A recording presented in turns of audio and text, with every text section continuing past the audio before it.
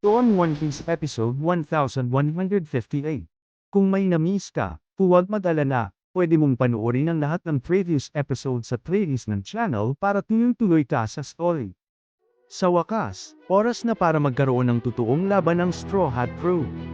At ngayong araw, mukhang galit na galit nila ang isang Sun God, tipong uuwi itong may dalang ulo nila panghapunan. Nagsimula ang episode habang sinisigawan ni Usopp si Zoro na huwag mauna, dahil siguradong maliligaw na naman siya.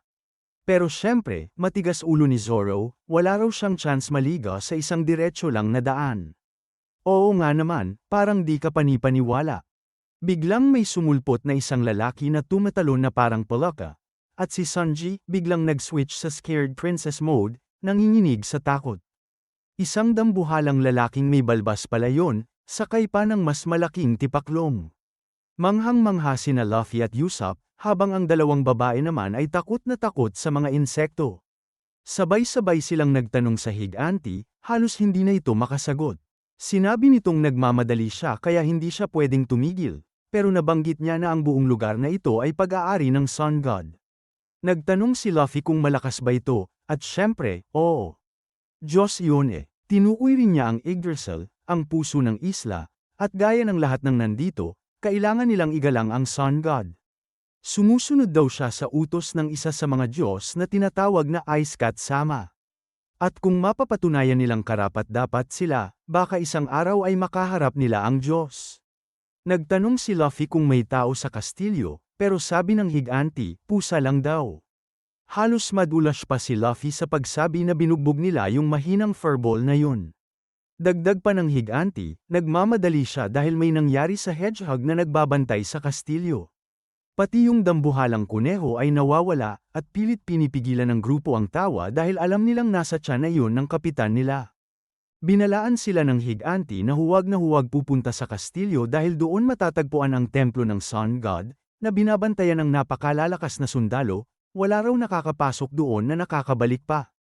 Sinubukan pa ni Nami na pigilan siya sa pagsasabi, pero huli na ang lahat, dahil si Luffy, rekta sprint agad papunta sa kastilyo.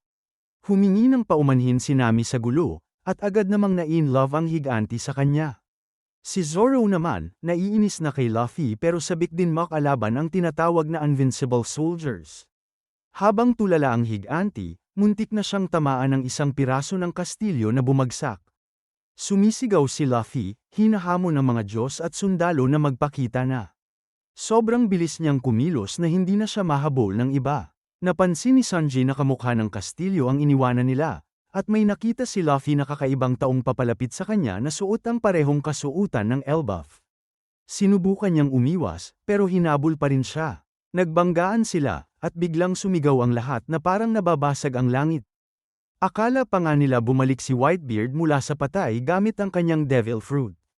Sa lungsod ng mga higanti, nagpanik din ang lahat dahil tila nabibitak ang langit sa magkabilang panig. Malinaw na may nakaalitan ang mga Diyos.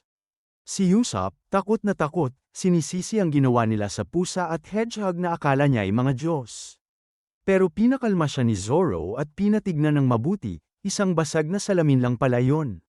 Doon nila na-realize na nasa loob sila ng isang higanteng kulungan. Sa kabilang side, makikita ang tambak na Lego blocks na ginamit para buuin ang buong lugar. Sigurado na sila, hindi ito ang totoong Elbaf. Ayon kay Sanji, para lang silang mga alagang hayop sa loob ng kulungan. Pero biro pa niya, okay lang kung ang may-ari ay isang magandang higanteng babae. Bigla silang nakarinig ng boses ng bata na humihingi ng tulong. Agad hiniwan ni Zoro ang rehas para makadaan sila, pero kailangan nilang magbalance sa parang lubid para hindi mahulog. Maya-maya, nakita nila si Chopper na umiiyak ng todo, akala niya ay aalipinin na siya dahil may malaking kadena sa leeg niya. Susubukan sanang putulin ni Zoro ang kadena, pero delikado baka pati leeg ni Chopper madamay. Kaya si Nami na ang umaksyon, binuksan niya ang lock gamit ang kanyang husay sa pagnanakaw.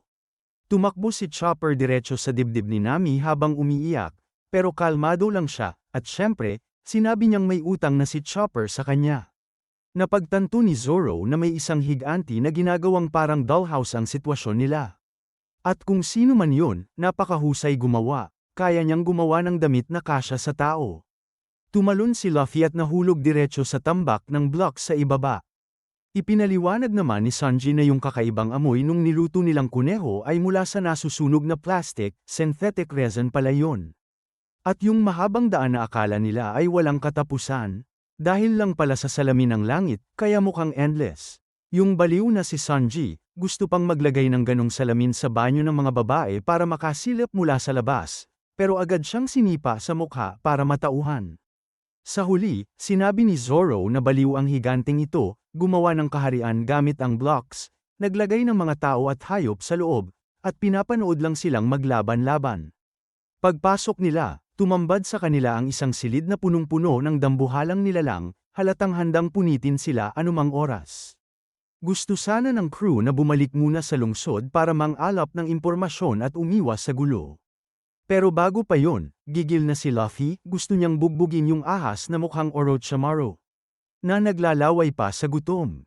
Biglang nagpanik ang weak trio nang makita nila ang malalaking daga na umaakyat sa mesa para palibutan sila, kasama pa ang isang gutom na uwak na parang nakawig ni Itachi Uchiha. Ito na pala ang tinatawag na Invincible Soldiers, at mukhang legit na templo nga ang lugar na to. Sumigaw si Usopp na dahil nakain na rin naman nila yung kuneho, pwede na nilang ubusin ang buong zoo. Samantala, sa mas malalim na bahagi, may isang halimaw na may sungay na nagpapayanig sa lupa sa bawat hakbang. Si Luffy, nagkamot ng kamao, handa nang durugin ang mga kalaban. Biglang kumawala ang kanyang Conqueror's Haki na parang wala lang, at agad siyang nag-transform sa Gear 5th. Tumalon siya papunta sa uwak, pero nakaiwas ito, muntik pa siyang mapunta sa bunganga ng ahas. Pero mabilis siyang kumapit sa pangil nito, umikot, at ibinato ang ahas diretso sa isang daga. Wala pang isang minuto, nagkagulo na, nasunog ang buong silid matapos matamba ang carpet papunta sa furry place. Si Luffy, tuloy-tuloy sa pag-iwas sa mga kagat, habang si Sanji naman, naghanap pa ng style point sa gitna ng laban. At nagawa nga niya, isang malupit na sipa sa daga na sumubok umatake sa kanya, dinurog ang mukha nito sa sahig, parang ginawa niya sa leon kanina. Si Nami, nakasakay kay Chopper, inutusan siyang umakyat sa estante dahil may naamoy siyang kayamanan. Si Zoro naman, lumundag ng sobrang taas, pero sinalo siya ng uwak sa ere, at sabay silang bumagsak sa mesa. At doon lang napansin ni Usopp na susunog na pala ang lahat. Biglang dumating ang Sun God, at hindi makapaniwala sa nakita, ang kanyang templo, naging impyerno, at ang mga tauhan niya, nilalaro lang ng mga piratang tao. Sumigaw si Usopp na dumating na ang Sun God at kailangan na nilang tumakas agad.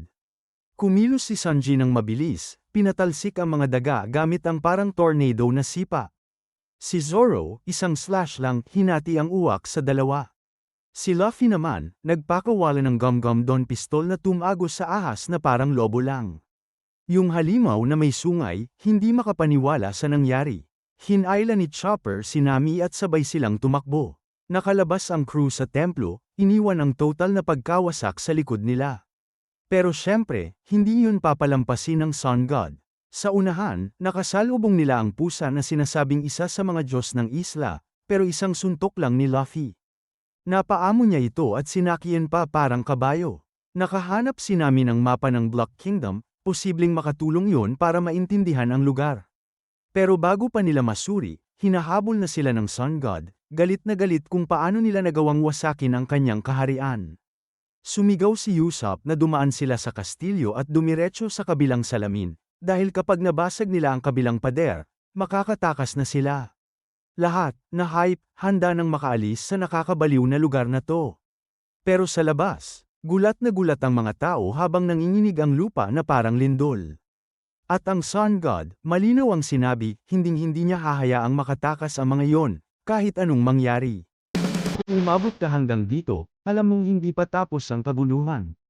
Ito pa lang ang simula, habang papalapit ang Straw Hat sa tunay na sekreto ng Sun God, mas lalo pang lalala ang laban, mas magiging wild ang revelations, at siguradong may mabibigat na pasabog sa susunod na episodes.